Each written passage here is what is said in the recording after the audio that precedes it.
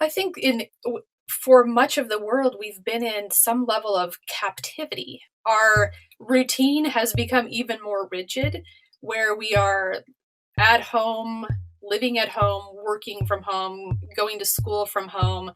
We get up, we go in front of a screen, and that's basically our life. And for many people, thinking about a pilgrimage, there's this sense of release from captivity. What do you do? In April I open my bill. In May I sing. Pilgrimage, a journey to a place of interest or significance, often religious, and a practice common not just to Christianity, but to all major faiths around the world. In Britain, a country steeped in Catholic history, pilgrimage was once commonplace. Think the lively pilgrims in Chaucer's Canterbury Tales or John Bunyan's Pilgrim's Progress. But it was banned after the Protestant Reformation, when Catholic monasteries were pulled down, along with the traditions, like pilgrimage, associated with them. Today, despite attempts at revival, religious pilgrimage remains a fringe activity in Britain, a country in which 52% of people say that they do not belong to a religion. However, if the lifestyle pages of the national press are to be believed, a new type of non-religious pilgrimage seems to be growing in popularity. And I want to know what it is, and why. As part of my investigation, I'll be following a short pilgrim trail myself, from the Church of St. Edith in the sleepy village of Baverstock to Salisbury Cathedral, where medieval pilgrims would have once journeyed to the shrine of St. Osmond. On the way, I've met up with Guy Hayward. His charity, the British Pilgrimage Trust, promotes pilgrimage as a spiritual, not religious activity that can be renewed to fit modern needs, namely that of physical and spiritual well-being. Its website, which details pilgrim routes all over Britain, has had over 1 million hits in the last year. So, how does pilgrimage help us now? I think it's just completely in our bones and deep in our psyche to make journeys. And salmon make journeys, and starlings make journeys, and buffalo make journeys. I mean, it's like it's kind of people that, you know, animals, humans, they don't sit still, and I don't think they ever have. But if it's more about our human desire to move from one place to another, and not explicitly a religious endeavour, what makes what we're doing now, walking through a wood, a pilgrimage? But if you want to create a shift from walk to pilgrimage inside, then if you start with some kind of dedication of your journey and intention you start with, or I guess you can call it giving your journey a particular purpose that's individual to you, then that is a way of giving it an inner direction as well as an outer direction. And there's something rather extraordinary in the science behind what happens when you set an intention, that it can actually affect you. It can change the experience so that you are more likely to achieve that dedication or whatever, that purpose or that intention. So Guy sees pilgrimage as a way to go on an inner journey. But is this just him? The impact was huge, actually. That takes me back. This is Minnie. She's been on several pilgrimages with Guy. It's not a walk in the park, and I love a walk in the park. It is different.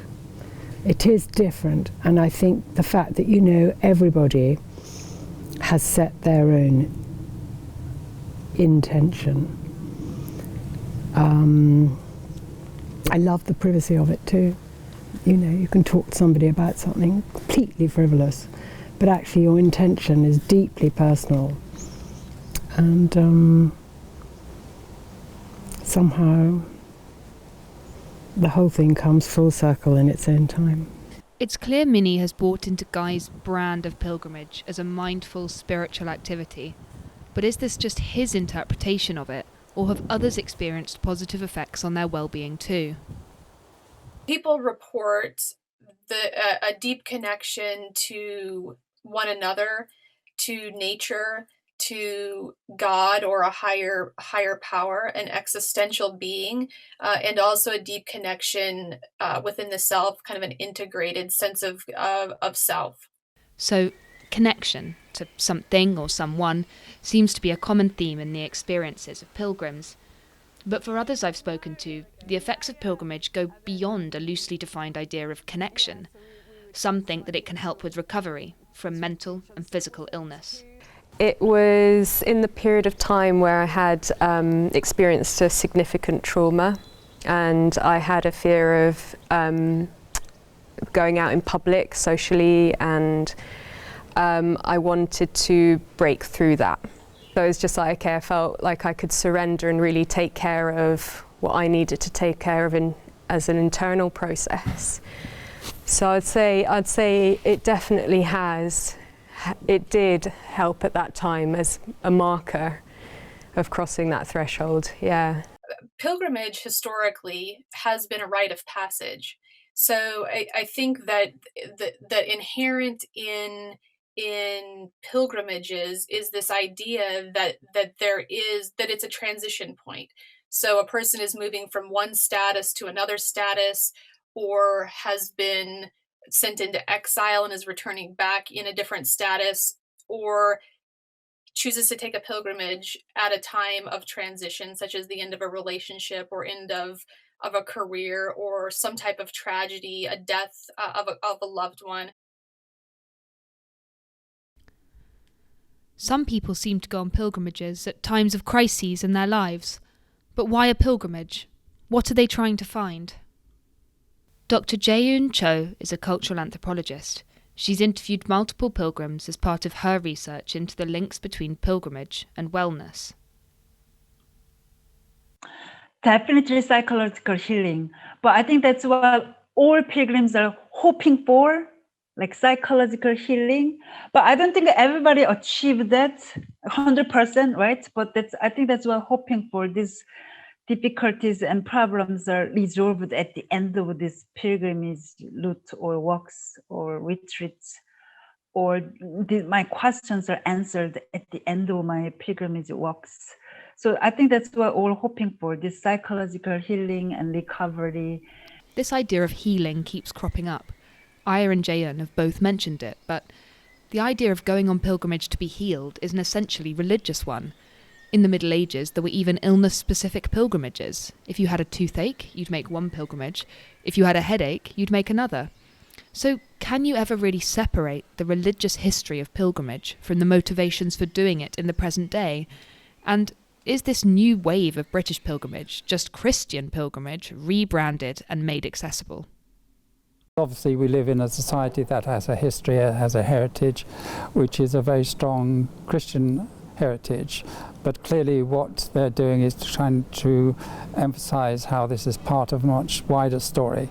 So the only one, unfortunately, was just before the lockdown, so I only did one, but we walked from a village called West Kennet up to Avebury, and what they showed very vividly was the landscape was a Neolithic landscape, so made me think, way beyond Christianity to thousands of years before that.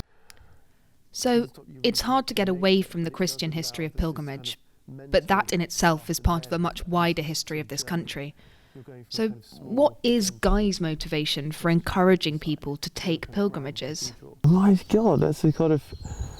What am I trying to do? I want people to have an experience where they feel like they're part of something bigger than themselves. There are loads of different ways you can do that. You can do that at a football stadium. You can do that at a rock concert. But another way of doing it is in a cathedral or a church, or in a woodland like this. You never quite know where someone's going to have that experience of feeling like they belong to this world, and that they know their place on this earth, and they understand a bit more about who they are, and those kinds of experiences that are made possible by it. For Guy, pilgrimage in Britain is just a structure to allow people to connect with something bigger than themselves. But how welcoming is that to people of different faiths? my background is Muslim, so when I grew up at school, I went to a Catholic school, and we would go to church, and all my peers were invited to go forward and receive the body of Christ. We were never allowed to do that. So there was always this sense of like, I'm not allowed to be here. But I obviously over the years I've overcome that. It's a holy place, it's a sacred space, welcome to anyone in my view. And yes, that is an invitation as well that's open to anyone in these groups. However, for some, the motivation for making a pilgrimage is still religious. Andrew Guff is chaplain of a school near Salisbury. He found taking pilgrimages on his motorcycle comforted him when churches were closed during the pandemic. I don't think I noticed until lockdown just how important place was. I was aware of it. I like worshipping in churches with good aesthetics, but I realised very much with lockdown and when they were closed just how important that was, and to find somewhere that felt like it was a sacred space, this idea of the thin place, and that has, yes, and the motorcycle element of that has just added to that experience. The move to services online I've found particularly difficult. My wife finds it easier. She will access the morning service from the church. I really find that difficult. I find if we're talking about thin places, where the spiritual feels really, really close, to me, sitting at my desk looking at a computer is about as far away, it's about as thick a place as you can get, really. 5 hours later, and only a little sore, I'm arriving at Salisbury Cathedral, the end of my pilgrim trail.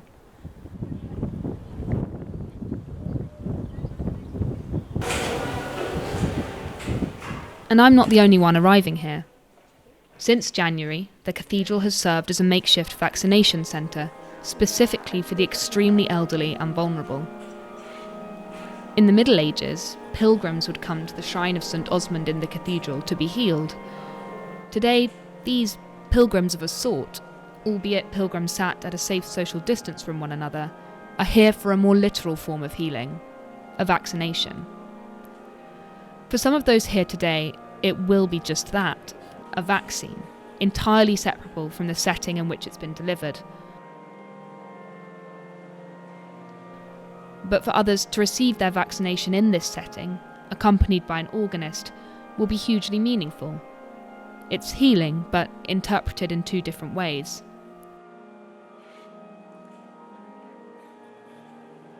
I've realised at the end of my journey that this is a good example of what I've been exploring.